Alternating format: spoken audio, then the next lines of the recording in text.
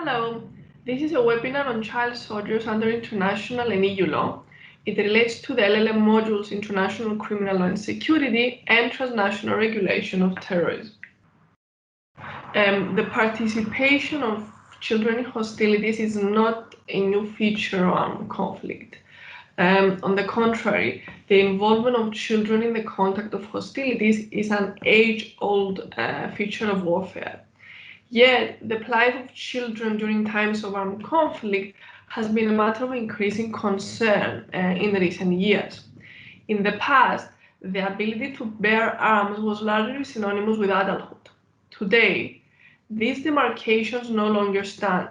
Small, light, and cheap weapons are readily available around the world, enabling young children to participate in combat far more easily than in the past.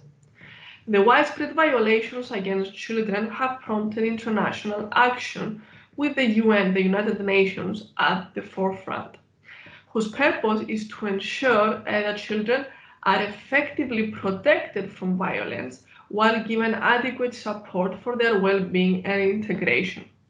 For example, the Special Representative of the UN Secretary General on Children and Armed Conflict is the leading UN official tasked with the protection and well-being of children affected by armed conflict. Despite ongoing efforts, the reality does present a gloomy outlook. In 2018, the number of children being killed and maimed were the highest since the creation of the UN Monitoring and Reporting Mechanism on Children and Armed Conflict. In particular, more than 12,000 children had been killed or maimed in the 20-country situations monitored by the UN mechanism. Within these situations, there were more than 24,000 grave violations. The term grave violations is used to refer to each individual children affected either by recruitment or use, killing and maiming, sexual violence, as well as abductions.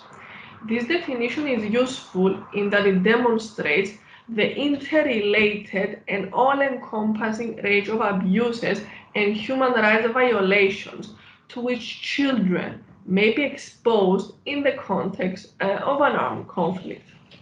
Now, over the years, the European Union has also stepped up its efforts to formulate and put in practice a policy on children and armed conflict. The protection and promotion of the rights of the child is a priority area of EU's human rights policy more broadly. According to Article 3 of the Lisbon Treaty, the EU shall protect the rights of the child and strictly observe international law, including the UN Convention on the Rights of the Child, the leading international treaty in the area. Article 1 of the Convention on the Rights of the Child provides that a child means every human being below the age of 18 years, unless under national law adulthood is attained earlier. The optional protocol on the involvement of children in armed conflict is of key importance to the issue of child soldiers. State parties shall take all feasible measures to ensure that members of their armed forces who have not attained the age of 18 years do not take a direct part in hostilities. Compulsory recruitment is prohibited under the age of 18, while the age of voluntary recruitment is raised to 16, subject to a set of minimum safeguards. Non-state actors, such as armed groups, are also obliged to refrain from the recruitment and use of children in hostilities below the age of 18. Now, the commitments contained in the EU guidelines on children and armed conflict are a primary example of EU's policy on children. These guidelines commit the EU to address the impact of armed conflict on children in an effective and comprehensive manner, making use of a variety of tools at its disposal. Regular monitoring, reporting, and assessments form the basis for the identification of situations where EU action is called for. The guidelines are accompanied by an implementation strategy. The implementation strategy focuses on prevention and protection, as well as the rehabilitation and reintegration of all children associated with armed conflict. These guidelines, in turn, complement the EU guidelines for the promotion and protection of the rights of the child. The Association of Children with Armed Conflict presents unique challenges and obstacles. Child soldiering is a contentious legal and social issue. Child soldiers are victims and they can victimize others. Hence, while child soldiers are primarily perceived as victims rather than perpetrators, the dilemmas posed by the victim-perpetrator duality remain and thus influence the formulation and implementation of law and policy in this area. In recent years, the dual identity of child soldiers has become more prominent as a result of two distinct developments.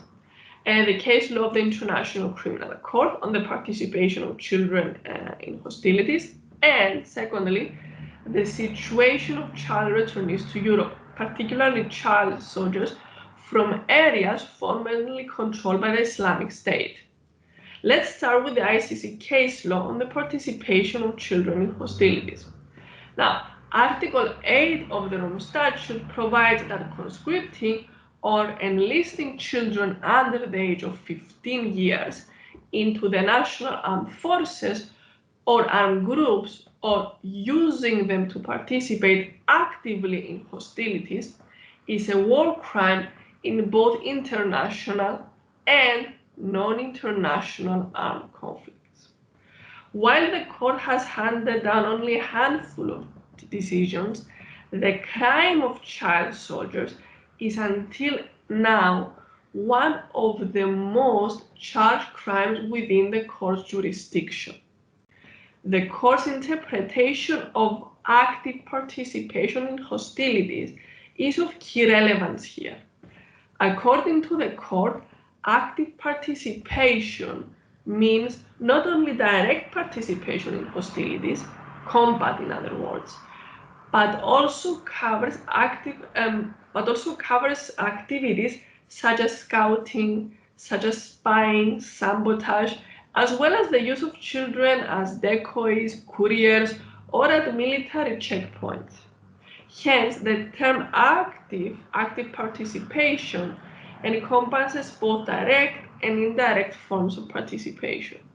Significantly, the ICC chambers, in a string of cases starting from Lubanga, the first ever judgment handed down by the court, have developed an expansive interpretation of the concept of active participation in hostilities, one which is broader than the traditional understanding of the term under international humanitarian law, which has long been used to distinguish between combatants and non-combatants, and which has consistently been considered as synonymous with the concept of direct participation in hostilities. Now, the court's choice is obvious and logical to ensure that children are protected from those individuals who seek to drag them into warfare. At the same time, it exemplifies the wide range of activities in which children may become involved, frontline combat being only one possibility. Now, last month, Dominic Ogwen, a former commander of the LRA, the Lord's Resistance Army in Uganda, was found guilty by the ICC trial chamber of 61 counts of war crimes and crimes against humanity. Ogwen himself was a victim of the LRA, kidnapping him as a young boy and manipulating him into becoming a child soldier. In delivering its verdict, the ICC trial chamber recognized the suffering endured by Ongwen as a young boy in the hands of the LRA. At the same time, the chamber noted that this was a case about crimes committed by Dominic Ongwen as a fully responsible adult and as a commander of the LRA.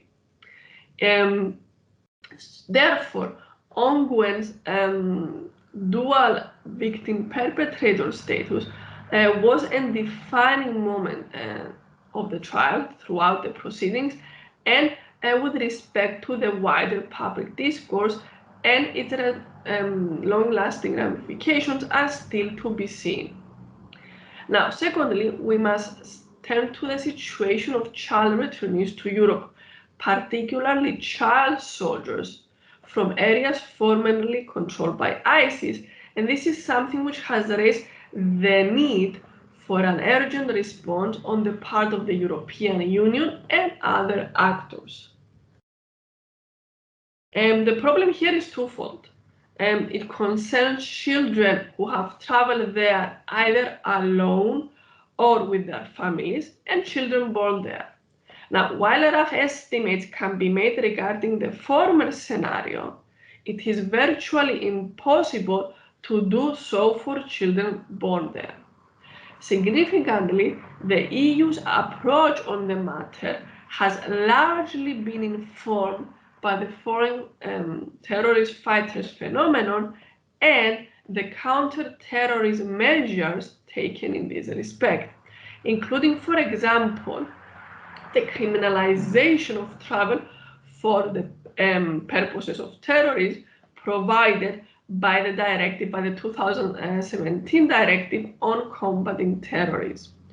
Now, while the directive has produced a homogenization in the policy responses pertaining to adult returnees, this is not the case with respect to children. To date, the policies adopted by EU member states have been inconsistent and on occasions contradictory. Countries, especially those mostly affected by the issue of returnees, such as Germany, France, and the UK, have approached the matter on a case-by-case basis, repatriating children on some occasions, but refusing to do so on others. Revoking the citizenship of the parents has also been used as a measure to prevent the return of individuals and their children to Europe.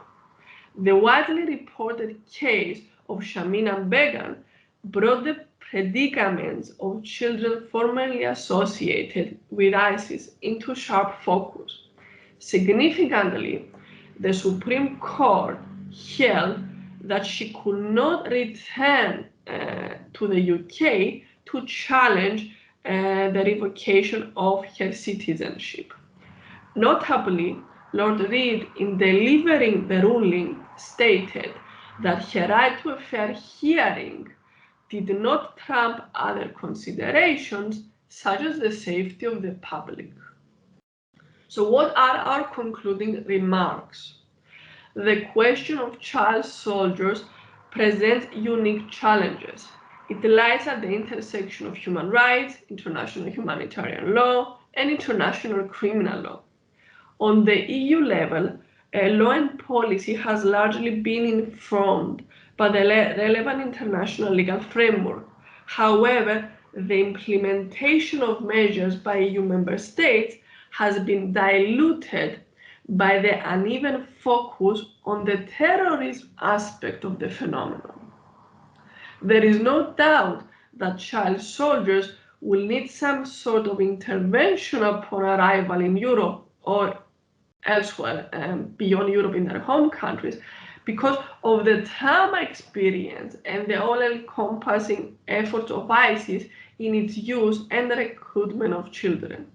However, child soldiers must not automatically be perceived as a threat or deprived of their victim status under international law. In this regard, the EU and its member states and more broadly the international community, should adopt tailored responses based on evidence and best practices. This will be in line with the key principle enshrined in the Convention on the Rights of the Child, that the best interest of the child shall be a primary consideration in all actions concerning children. Thank you very much.